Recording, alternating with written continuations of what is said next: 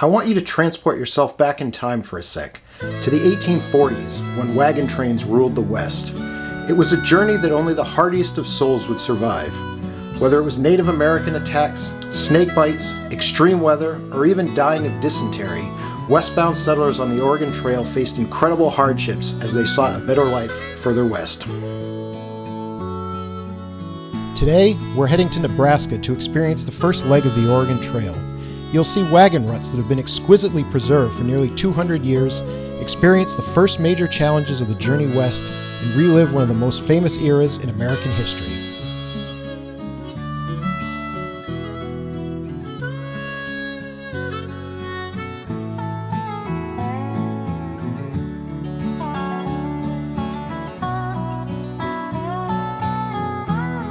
Starting in Lincoln, we'll stop to recharge at Fort Kearny before tackling California Hill and Windlass Hill, the first two major challenges on the Oregon Trail. From there, we'll regroup at the Ash Hollow Spring before heading to Courthouse and Jail Rock, Chimney Rock, and Scottsbluff National Monument. While we take the luxury of modern freeways for granted, I hope you'll get a better appreciation of what immigrants had to endure on the Oregon Trail as they made their way west. And keep in mind, Nebraska, that was the easy part.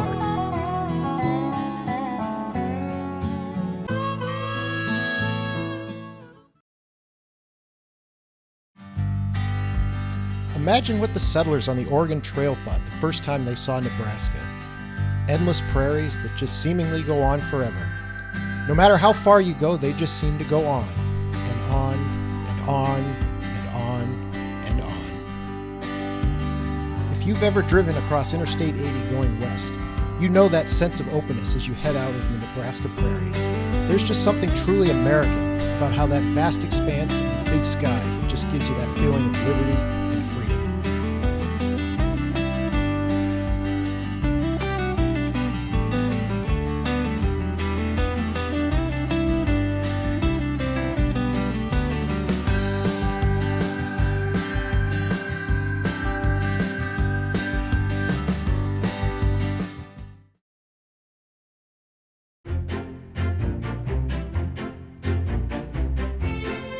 Our first stop on the Oregon Trail is at Fort Kearny. Completed in 1848, Fort Kearny was the first outpost built to protect travelers on both the Oregon and California trails. Despite its lack of fortification, Fort Kearny was a key resource for both military and civilians for nearly 30 years. It gave immigrants a safe place to rest, recharge, and resupply, while at the same time giving the military a key supply line to outposts further west, such as Fort Laramie. At its height, over 2,000 immigrants and 10,000 oxen may pass through Fort Kearny any given day.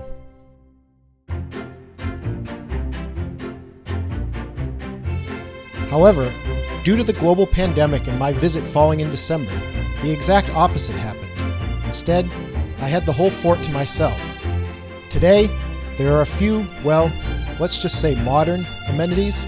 Even in modern times, though, it was still a great spot to stop, stretch my legs, and take in a little sustenance before continuing west.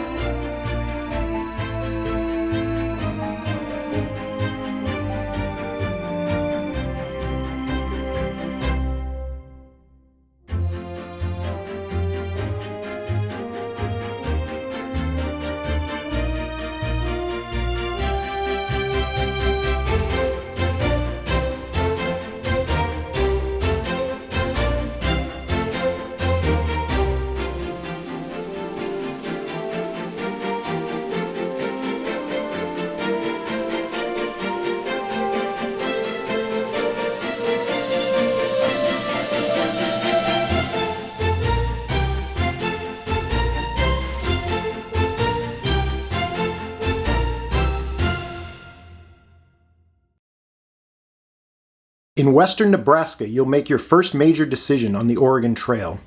The first option keeps you on flat ground, but you must attempt a very dangerous crossing of the North Platte River. The second option avoids the river crossing, but forces you to take on California Hill.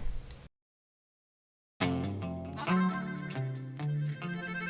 first major ascent on the Oregon Trail, California Hill climbs 240 feet, about 9/10 of a mile. Because the river crossing was so treacherous, most wagon trains opted for the hill. Today, you'll find California Hill 4 miles west of the town of Brule, Nebraska, right off of US 30.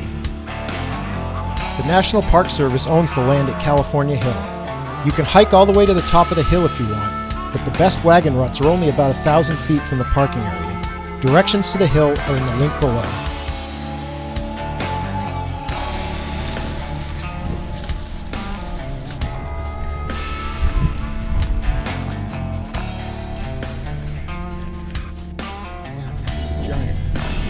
Power lines you see behind me there were certainly not there in the 1800s, but this is a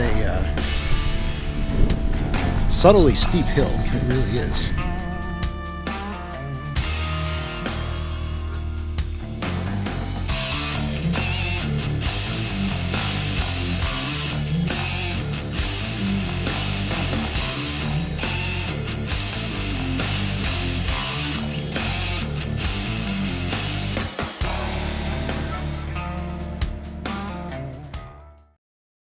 When you see those wagon ruts for the first time, man, it just truly leaves you in awe. It instantly transports you back in time to the Oregon Trail's heyday in the 1840s. In fact, you can almost hear the clip-clop of the oxen's hooves as you walk up that hill. I'm really at a loss for words to describe how I felt. It was incredible.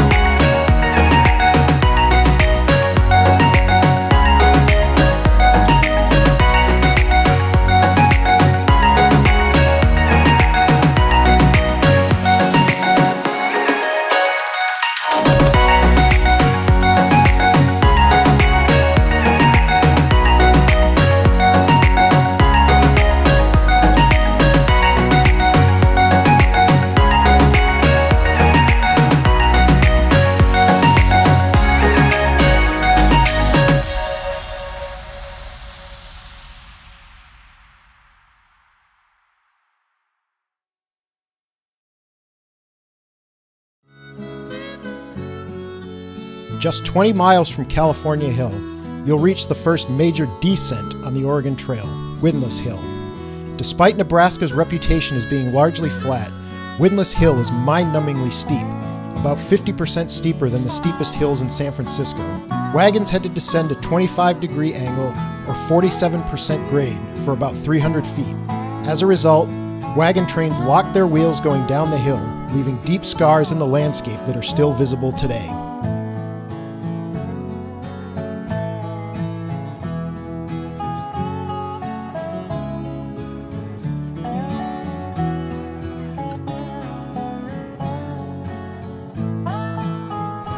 See some over in here, right above where my fingers are, above that bush. And then there's a second set of them right in here.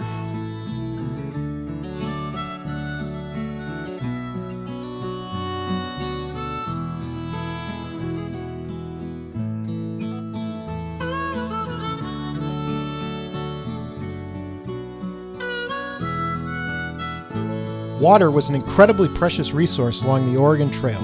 While the Platte River is a logical source of water for the Oregon Trail route across Nebraska, heavy traffic often contaminated the water in the river. That's why Ash Hollow Spring was such an oasis for westbound wagon trains. In fact, Ash Hollow was so precious that Native Americans fought bitterly over the spring for centuries before the white man first arrived in the early 1800s.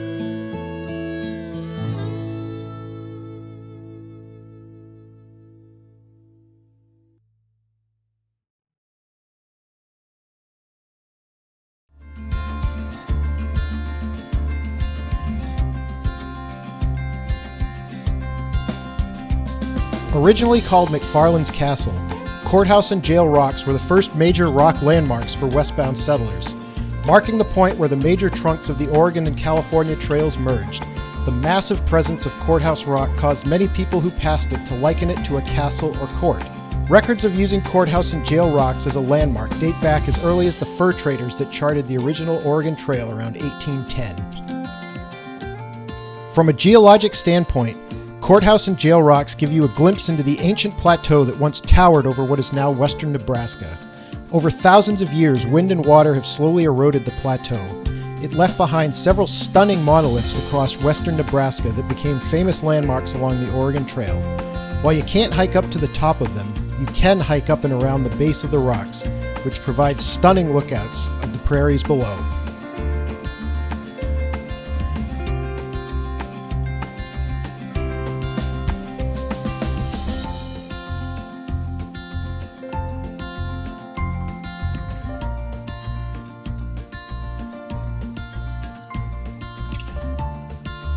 Now, I don't know about you, but there's one landmark that I really remember from playing the Oregon Trail game as a kid, and that's Chimney Rock, one of the most famous rock landmarks on the entire Oregon Trail.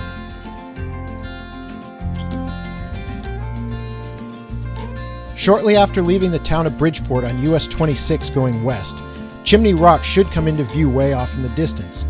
From this vantage point, you can see why it was such a world-famous landmark on the Oregon Trail. Even in a car at 65 miles an hour, you can see it for at least 15 minutes before you get to the turnoff. On a wagon train, it would be visible for at least a day or two. You'd have to try really hard to miss it.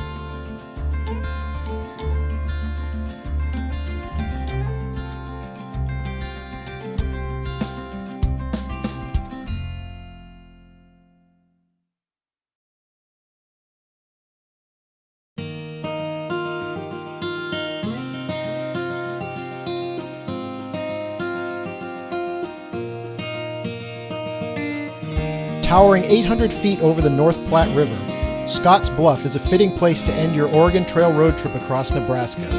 The bluff was another key landmark for settlers along the Oregon, California, and Mormon trails, as well as the Native Americans. The wagon ruts have unfortunately eroded over time, but you can still walk about half a mile of the actual Oregon Trail within the National Monument. You can also drive up the bluff and take in the incredible 360-degree views from the top. However, don't do what I did and make sure you arrive at least 30 to 45 minutes before sunset. I didn't, and well, discovered the hard way that the road up the bluff closes right before sunset. Regardless of where you are though, take advantage of the golden hour as the setting sun lights up the landscape in brilliant shades of yellows, oranges, and reds.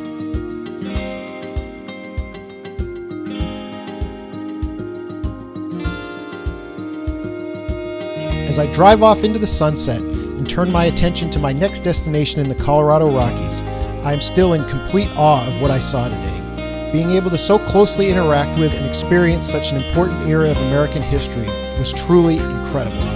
It absolutely blew me away how those wagon ruts have been so pristinely preserved on the side of a hill for nearly 2 centuries.